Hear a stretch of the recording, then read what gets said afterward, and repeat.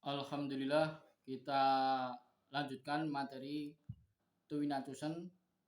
Jadi beberapa yang lalu sudah banyak kita sampaikan. Sekarang kita menginjak kepada materi teknik manipulasi.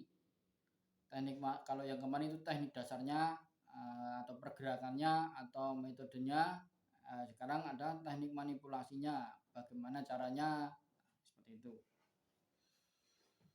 Teknik manipulasi Puxie. Teknik memupuk dan mencair atau disebut dengan pu dan xie pada manipulasi alat Tusen untuk memupuk yang lemah dan mencair yang kokoh, menolak patogen, menguatkan energi normal, mengatur mekanisme energi, menyeimbangkan yin dan yang dengan tujuan mencegah dan mengobati penyakit. Efeknya sama seperti pu dan xie dengan jarum halus, dengan akupunktur. Perbedaannya kalau jarum halus, akupunktur itu invasif, melakukan penusukan. Kalau ini tidak invasif. Jadi di area kulit tapi tidak menembus kulit.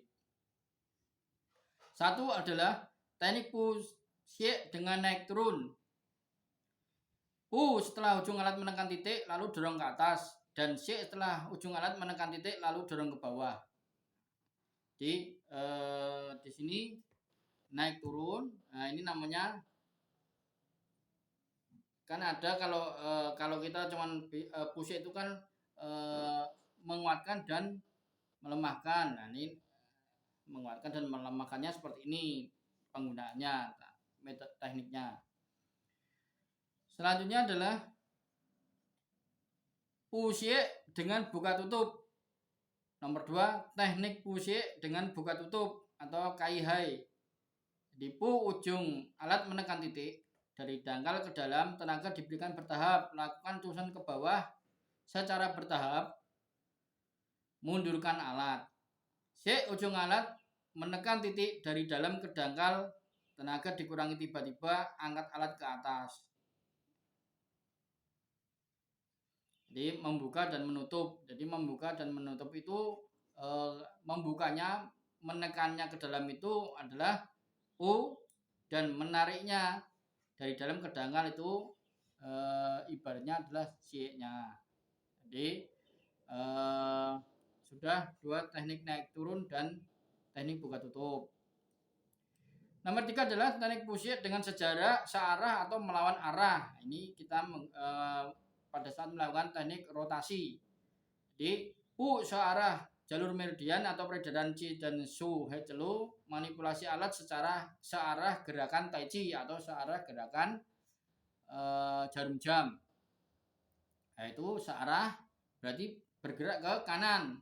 Nah, itu berarti menguatkan. Pu itu kan artinya menguatkan.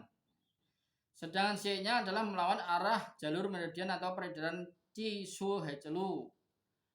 Manipulasi alat searah berlawanan arah gerakan Tai Chi atau itu mohon direvisi sendiri. Kalau yang sudah nyetak dicoret saja, itu berlawanan bukan searah, berlawanan dengan arah jarum jam. Jadi setelah dilakukan menguatkan, berubah melemahkan, itu teknik Puxie. Nomor 4, teknik Puxie dengan lembut dan keras. Pu manipulasi lambat, dangkal, dan xie manipulasi keras serta dalam. 5, teknik Puxie dengan lambat dan cepat. Pu manipulasi cepat dan ringan, xie manipulasi keras dan lambat. Ya, jadi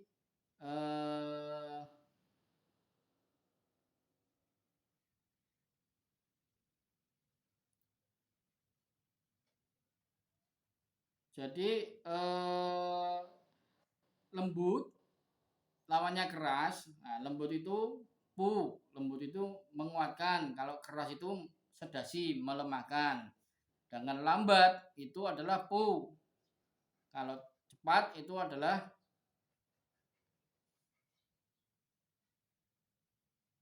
lambat dan cepat. Jadi manipulasinya cepat dan ringan. Nah, itu menguatkan. Sedangkan kalau lambat dan keras itu melemahkan. melemahkan atau sedasi. Seperti itu ya. Nah, jadi cepat dan ringan itu seperti ini. Seumpama seperti yang sudah saya praktekkan. Nah, itu cepat. Tapi kalau lambat itu tapi dalam, jadi dia keras, ada power 1, 2, 3, 4. Nah, itu namanya mengeraskan. Mohon maaf, namanya sedasi atau melemahkan kalau keras dan lambat. Nomor 6 adalah teknik netral, ping pu ping xie. Jadi bila manipulasi alat dalam hal lembut keras cepat lambat bersifat moderat, sedang atau dalam hal sesuai atau melawan arah meridian naik turun buka tutup bersifat merata, disebut teknik ping pu ping xie. Jadi itu teknik netral. Teknik netral itu ya untuk segala macam kondisi atau sindrom pasien itu menggunakan ping pu ping xie. Tapi kalau sudah ketahuan bahwa sindromnya lemah, dikuatkan. Berarti kalau sindromnya defisien, berarti ditonifikasi. Kalau sindromnya ekses, kuat, lebih, berarti disedasi atau dilemahkan. Teknik manipulasi dapat dilakukan sendiri, juga dapat dipadukan antara pu dan xie. Pu dimanipulasi secara ringan tapi cepat, sedangkan xie dimanipulasi secara keras tapi lambat. Atau kalau pu itu searah jarum jam, nah, kalau xie itu berarti berlawanan jarum jam. Jadi intinya berselang-seling. Umpama di terapi menggunakan teknik rotasi, searah jarum jam dulu. Nah, gini kan. Nah, itu terus itu tekniknya teknik pu ini ya, teknik menguatkan. Kemudian kembali dibalik. Nah, ini teknik xie itu teknik melemahkan. Jadi terus kembali lagi menguatkan. Berselang-seling seperti itu. Nah, itu namanya teknik netral atau ping pu ping xie. Nah, kalau sudah ketahuan pasiennya defisiensi ya tinggal dikuatkan ya searah jarum jam terus. Umpama di punggung di titik paru-paru, paru-parunya dikuatkan ya searah jarum jam terus, berputarnya ke kanan. Nah, itu seperti itu. Nah, ini aplikasi klinisnya seperti ini. Kita bicara perihal teknik Cuksen itu. Jadi antara rotasi itu tidak sekedar hanya rotasi, tapi rotasi itu harus benar. Apakah harus ke kanan atau ke kiri sesuai dengan diagnosa sindrom daripada pasien.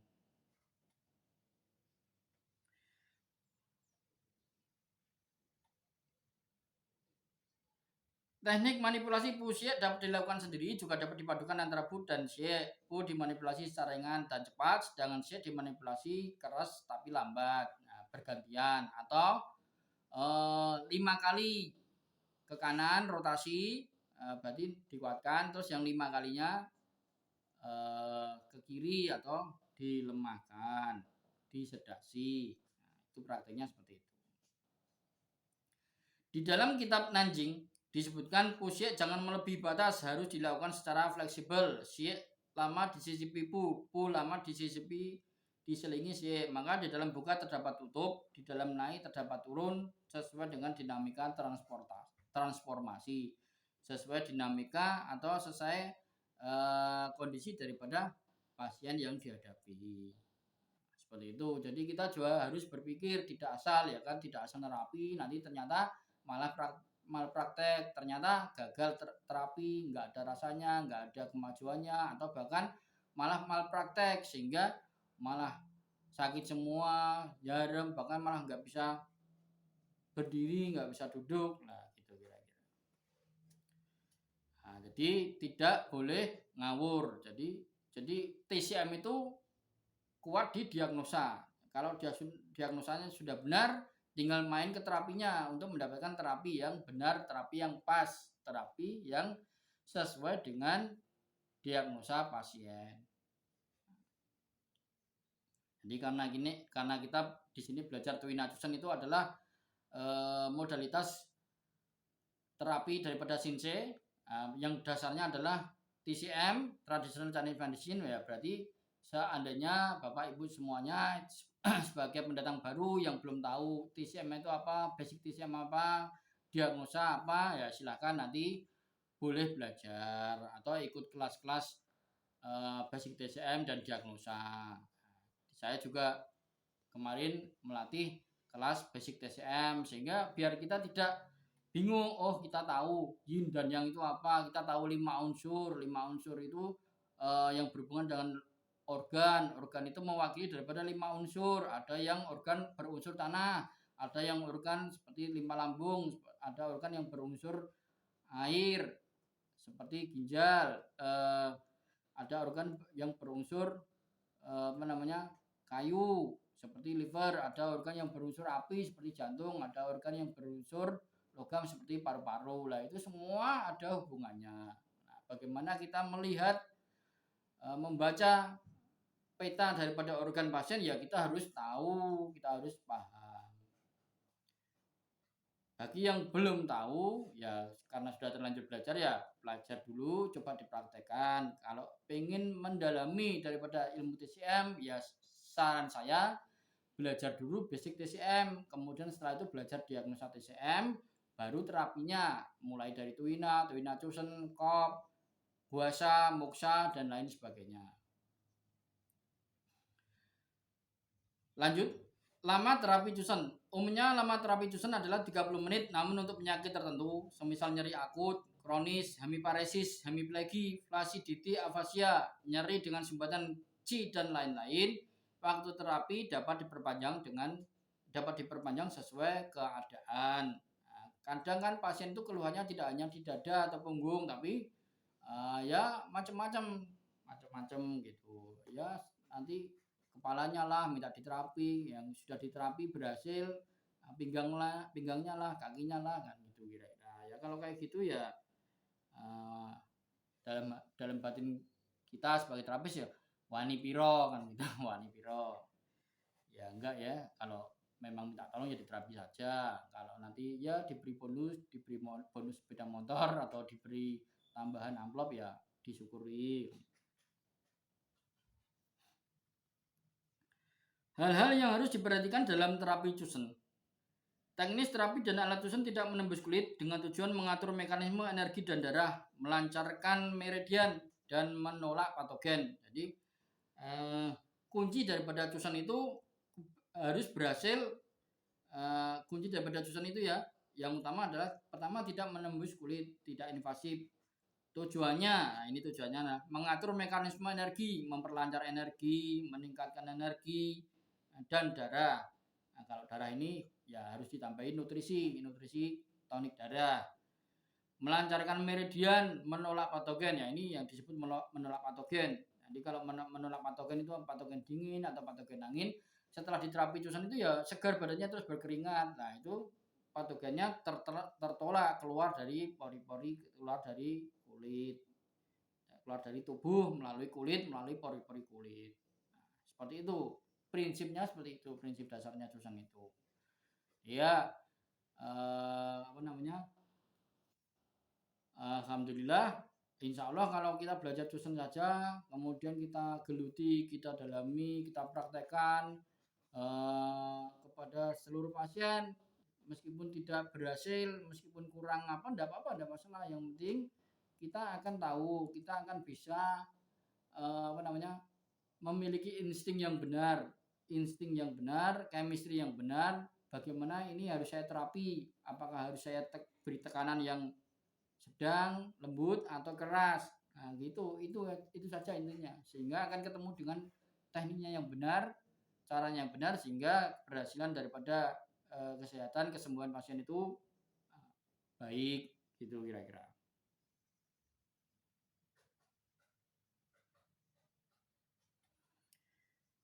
Hal-hal yang harus diperhatikan sebagai terapi pengobatan, tentunya ya ada hal yang harus diperhatikan. Istilahnya kalau kontraindikasi. Jadi kontraindikasi itu juga ada. Semua terapi memiliki kontraindikasi. Nomor 1, pasien terlalu lapar atau lebih tidak boleh langsung diterapi Cusen. Nah, gitu kan. Umpama pasien itu habis pulang perjalanan luar negeri atau pulang dari pulau Sulawesi naik kapal seminggu 2 minggu, nah itu kemudian lapar, belum makan, belum apa-apa, nah itu minta diterapi. Nah itu ya seharusnya sebaiknya jangan disuruh sarapan dulu, nah itu biar ada energinya. Karena kalau ada energinya, ya kita tinggal melancarkan energinya, kita tinggal membangkitkan energinya, kita tinggal meningkatkan energinya, toksinya. Nomor 2, sebelum terapi dimulai, terlebih dahulu tunjukkan alat tusun yang akan digunakan kepada pasien. Beri penjelasan dan tindakan terlebih dahulu agar pasien merasa rileks. Kalau pasien pertama ya kasih tahu aja saya akan terapi pakai alat ya Pak. Jadi alatnya seperti ini, enak kok di badan, seger dan segala macam. Kasih penjelasan yang mendidik seperti itu. Tidak menyakitkan, tidak merusak kulit. Nah seperti itu. Nah itu untuk pasien yang pertama, pasien perdana yang belum pernah diterapi pakai susun. Kalau sudah diterapi pakai susun pasti dia ya tidak perlu lah ya, karena sudah pernah diterapi, jadi tidak perlu diberikan penjelasan. Lalu tentukan posisi terapi pasien dan titik yang akan dirangsang untuk melalui terapi. Untuk memulai terapi, tujuannya agar pasien tenang dan otot-ototnya merasa rileks serta posisi pasien nyaman. Nah, seperti itu. Yang paling bagus itu ya tiduran di bed, itu pasti pasiennya nyaman. Kadangkala karena enaknya terapi itu sudah tertidur pasien itu. Nomor 3, terapis harus tenang dan konsentrasi agar kekuatan pada tusen merata dan tenaga sesuai dengan kebutuhan. Ya, terapis harus tenang. Nah, ini yang sering sering insting otot ini yang harus sering dilatih supaya tenaganya itu merata. Katakanlah seperti ini, pasiennya banyak, 5 orang, 6 orang, 7 orang dalam satu mobil. Ya kan lucu kalau seandainya di terapi di pasien yang ke-6 ini, wah apes, nggak terasa saya dipijit kan, gitu kan, lucu kan. Nah, itu biasanya dimanipulasi teknik-teknik pijat itu seperti itu. Karena satu orang terapi satu mobil barengan minta diterapi semua, akhirnya kan ketika sudah menginjak ke-4, ke-3, ke-4 itu sudah mulai berbeda tenaganya kan gitu. Cuman kalau alat tusun itu enggak, karena dia pakai alat, cuman kita melatih otot saja, melatih otot kita untuk tenaganya tetap konsentrasi di tangan atau di lengan itu. Gitu. Nah, kalau terapi manipulasi pijat itu ya Anda puas, kami lemas. Nah, itu di mana-mana. Meskipun ada yang ngaku mijat 100 orang tidak capek, itu bohong itu namanya. Itulah yang disebut kalau terapi berbasis IBM itu namanya berbasis penelitian ilmiah. Kalau tidak berbasis IBM itu namanya pseudoscience. Pseudoscience itu ya placebo, pseudoscience itu ya kaleng-kaleng lah, hoax dan segala macam seperti itu. Nah, biasanya seperti itu. Iklannya itu bombastis. Dilatih pijat 100 orang tidak capek. Aneh ini. Sekali oles besar dan panjang. Nah, itu biasanya iklan-iklan seperti itu, iklan-iklan yang membujuk, promo-promo yang ujung-ujungnya cuma memberi PHP, ujung-ujungnya memberi kekecewaan kan gitu. Wah, iklannya ngajari orang pijat tidak capek. Lah wong dia terapi di video itu bawa handuk kok keringetnya bercucuran, kok masa nggak capek, kan nggak mungkin seperti itu. Oke, jadi di luaran itu banyak pelatihan terapi-terapi yang kita sebut dengan sebutan istilah pseudoscience atau ilmu semu. Kaleng-kaleng. KW lah, itulah pokoknya banyak. Kita mulai saat ini bisa memilah-milih pelatihan-pelatihan yang yang berbasis IBM itu apa. Itu kan dijelaskan. Biasanya yang pseudoscience itu membawa-bawa nama dewa, membawa-bawa nama petir, bledek dan segala macam. Nah, itu sudah ketahuan itu. Itu kalau tidak promo cuman jualan, teknik marketing, dan ternyata kalau enggak ya paling itu teknik pseudoscience saja. Nomor 4, wanita hamil di atas 3 bulan hindari terapi di area perut, pinggang, dan pinggul.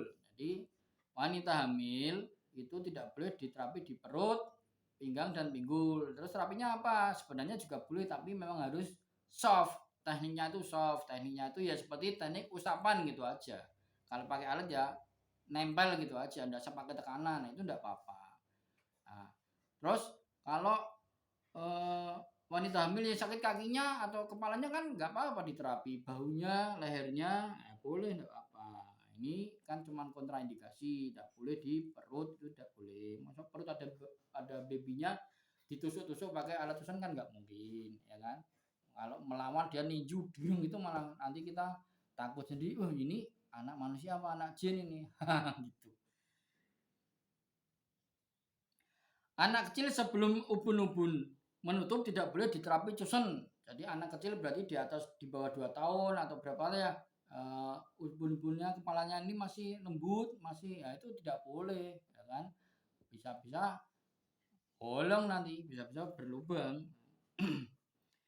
Area kulit yang luka, ini nomor 6, area kulit yang luka, infeksi jaringan parut dan lokasi tumor tidak boleh disusun. Jadi lokasi tumor payudara, di payudaranya itu tidak boleh disusun, ya kan? Kalau perlengketan fascia, gerenjelan-gerenjelan itu habis diterak sama disikat sama alat susun boleh.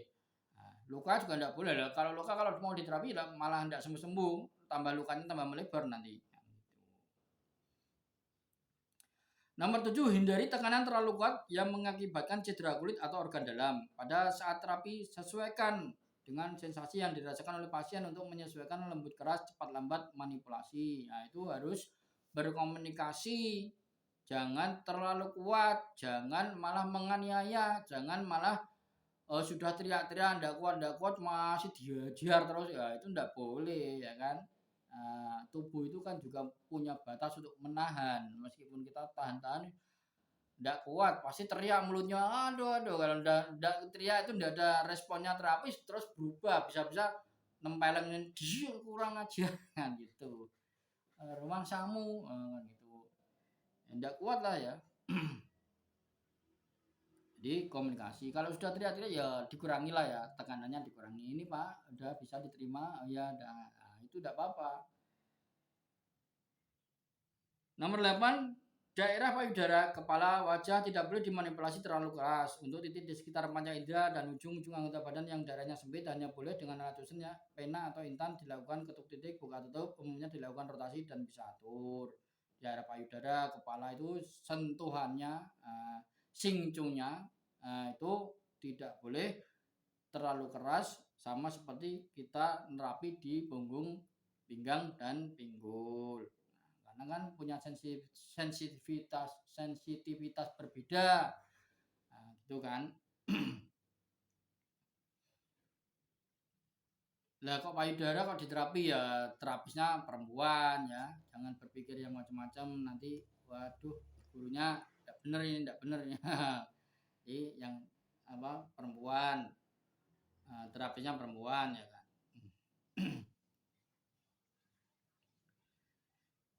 Untuk daerah yang sempit ya cuman ini penggunaannya. Nah, ini yang sempit seperti ren 1. Nah, ren 1 ya itu pakai titik daripada ujung daripada intan ataupun ini apa namanya? Ujung tumpul daripada pena. Nomor 9, bila manipulasi terlalu keras hingga timbul hematom, umumnya tidak perlu diambil tindakan terapi lagi karena insya Allah akan hilang dan sembuh dengan sendirinya. Jadi kalau timbul hematom, bengkak atau berwarna itu ya dihentikan, kemudian diolesi minyak herbal. Jadi kan ada kan habis diterapi seperti bengkak-bengkak memar itu ada, terus kemudian berwarna kemerah, kebiru-biruan itu kan ada. Kan sering terjadi seperti guasa pun juga seperti itu, kop pun juga seperti itu kan itu. Jadi tidak tahu kenapa kalau pengalaman klinis saya biasanya itu yang memiliki gangguan-gangguan seperti diabetes sering terjadi seperti itu. Kalau di kop keluar blister, kalau dikerok, di apa namanya di guasa, di cusun itu malah memar bengkak itu ada seperti itu.